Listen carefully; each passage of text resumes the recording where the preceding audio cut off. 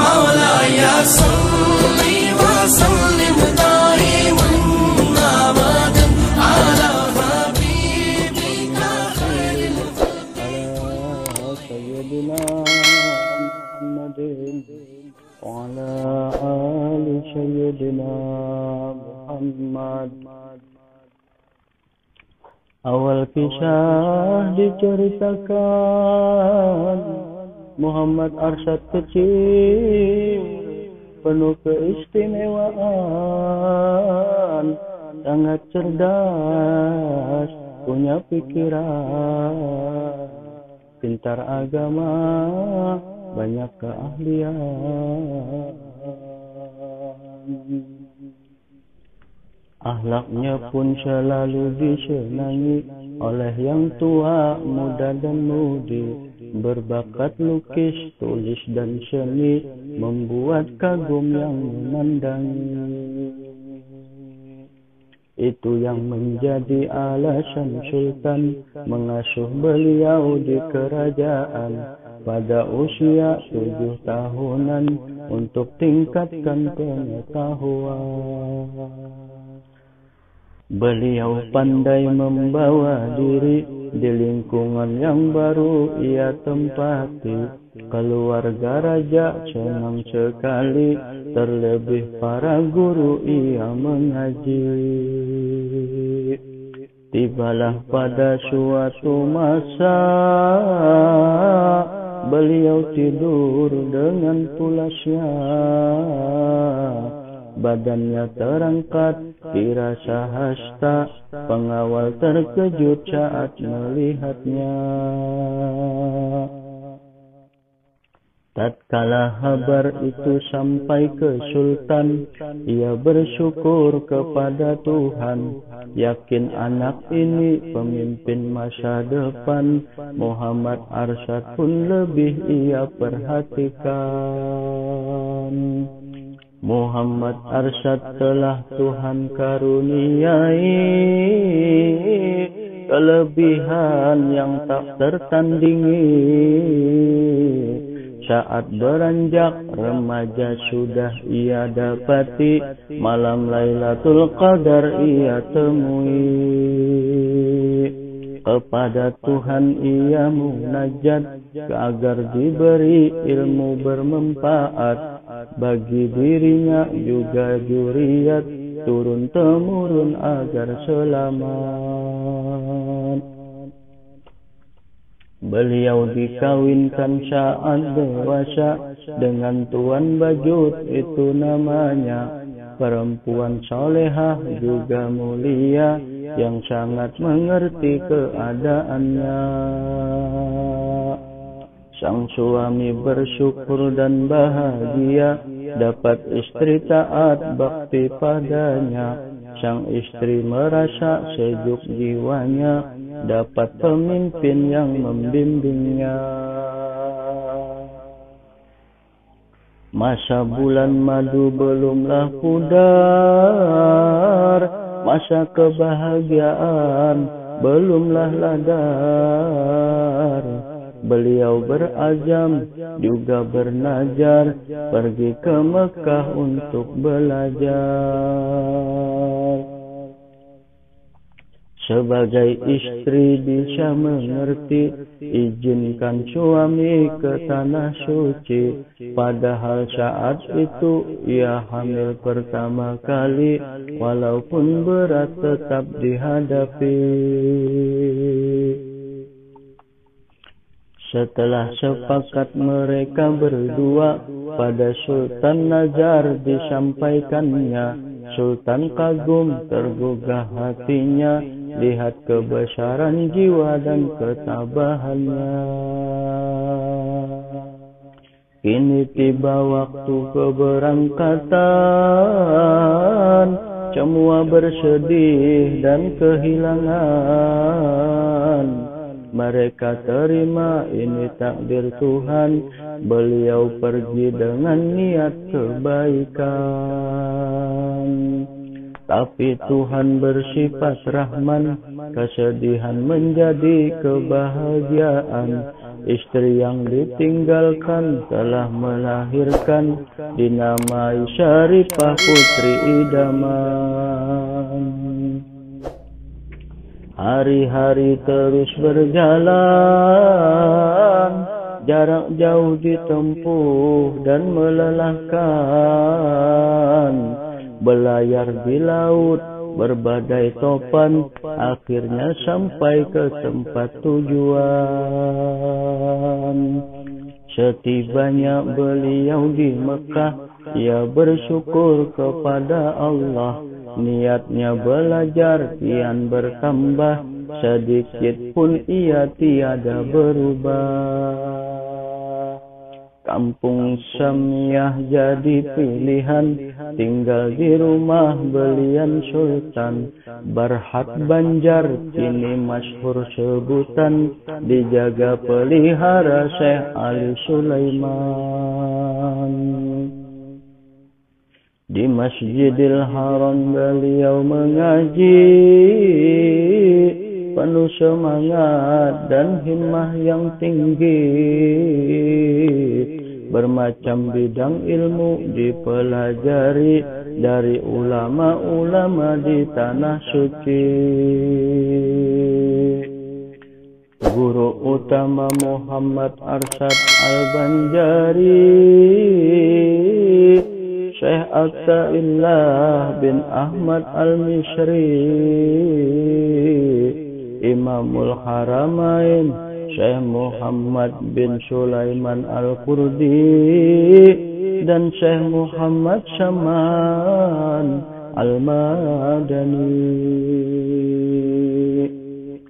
4 guru terbanyak sanad beliau dapati, dari Syekh Muhammad Murtado bin Muhammad Al-Jabidi, Syekh Salim bin Abdullah Al-Misri, Syekh Said Sulaiman Al-Afdal, dan Syekh Hasan bin Ahmad Akashi. Adapun guru yang lain banyaklah lagi, Syekh Ahmad bin Abdul Mun'im Damanhuri, Syekh Siddiq bin Umar Khan Al-Madani, Syekh Abdullah bin Hijazi As-Sarqawi, Syekh Abdurrahman bin Abdul Aziz Al-Maghribi, Syekh Abdurrahman bin Abdul Mubin Al-Fatani, Syekh Abdul Ghani bin Syekh Muhammad Hilali, begitu juga Syekh Abid As-Sandi,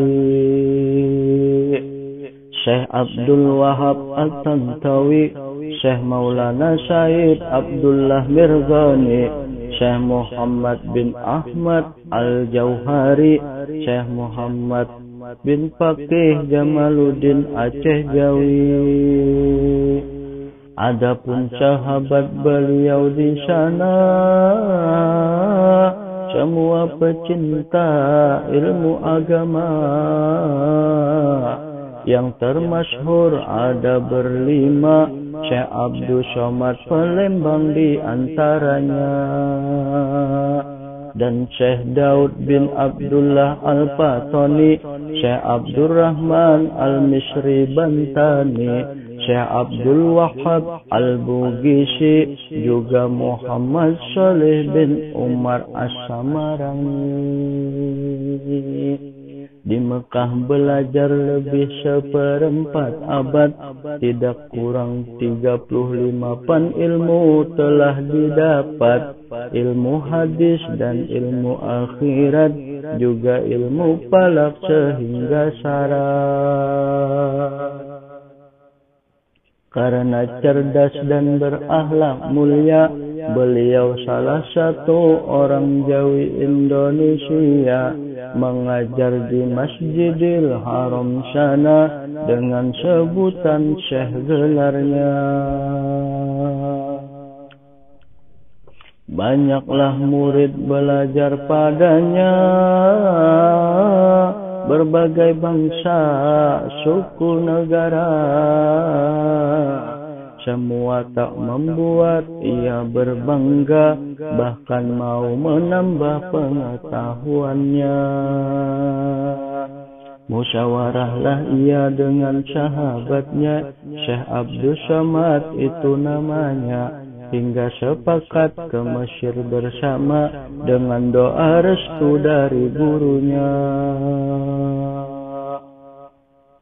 Sebelum ke Mesir menuju Madinah, tempat terletak makam Rasulullah, tinggal di sana mengambil berkah agar pengetahuan jadi bertambah. Hingga mereka akhirnya mengaji pada seorang guru Khalifah Nabi. Kutub di negeri itu sendiri, beliau Syekh Muhammad Saman Al-Madani. Halwat sempat dilaksanakan, dipimpin langsung oleh Syekh Saman, mendapat ijazah dan kedudukan Khalifah rangkaian pertama ia dapatkan. Saat Madinah mau ditinggal pergi, datanglah ulama Mesir yang masyhur sekali, Imamul Haramain Syekh Muhammad bin Sulaiman Al-Qurdi, membawa Syekh Abdul Wahab Bugis dan Syekh Abdurrahman Al-Misri. Kesempatan ini tak disia-siakan oleh mereka yang haus pengetahuan. 4 serangkai jadi berkawan, Imamul Haramain jadi perguruan. Banyak masalah yang ditanyakan, di antaranya hal ihwal di kerajaan. Imamul Haramain memberi jawaban dalam risalah Fatwa Sulaiman Al-Qurdi ia tuliskan.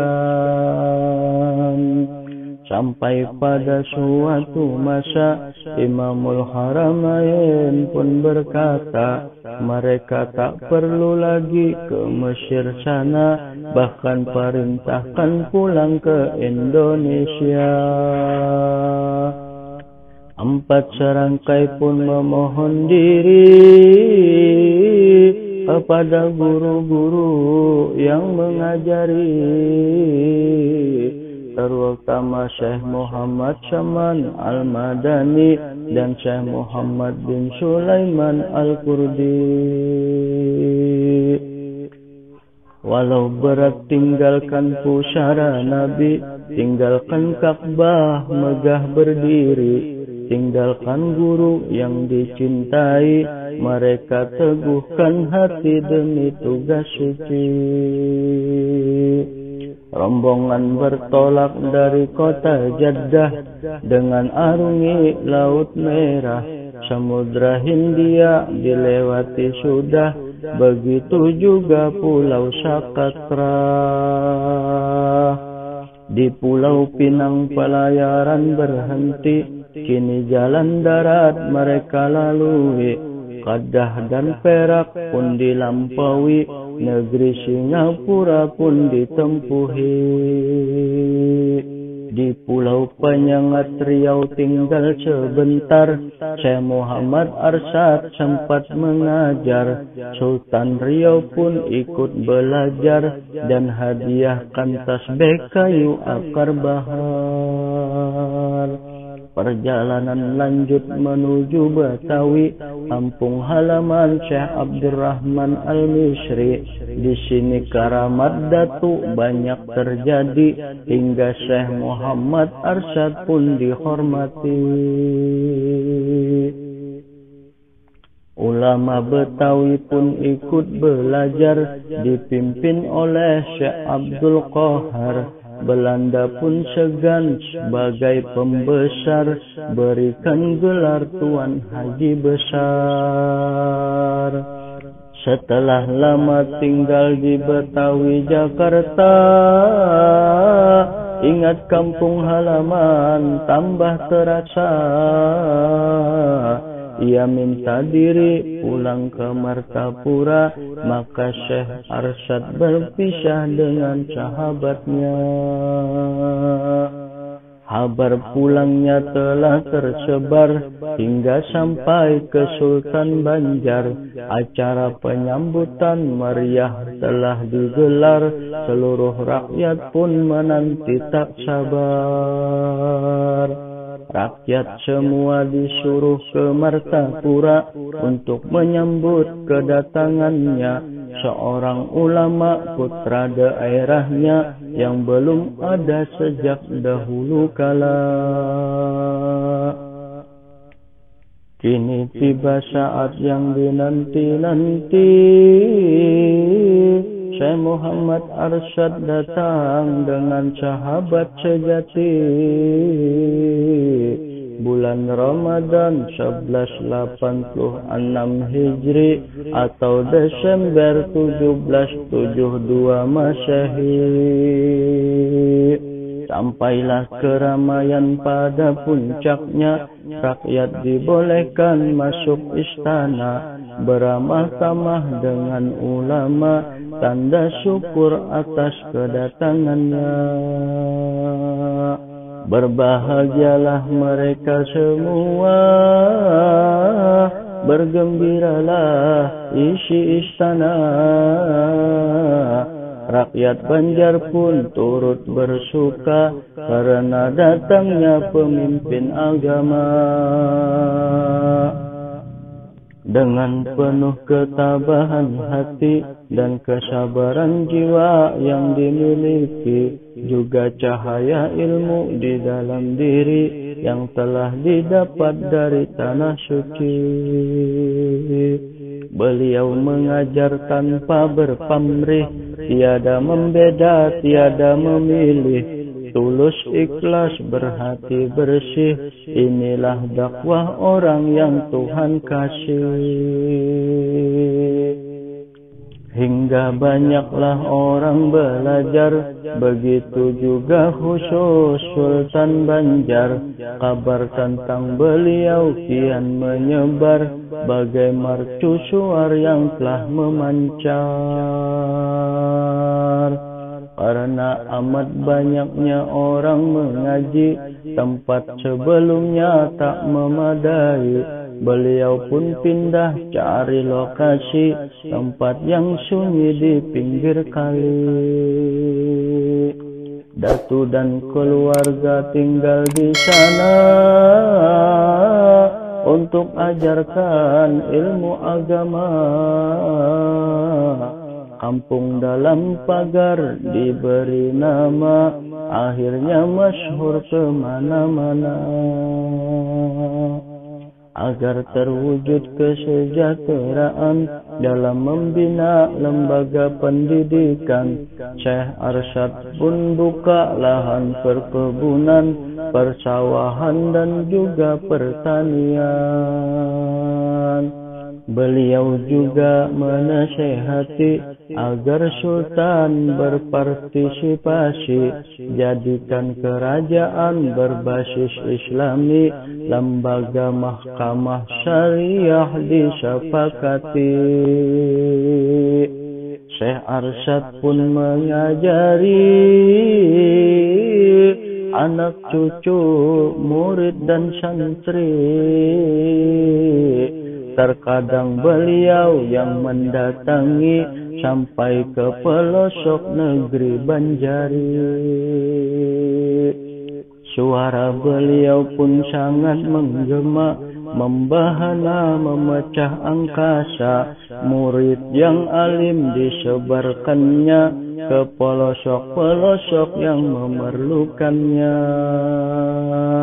hingga terwujud suasana yang aman, damai sentosa juga beriman. Amal ibadah marak dilakukan berkat strategi dakwah yang dilakukan.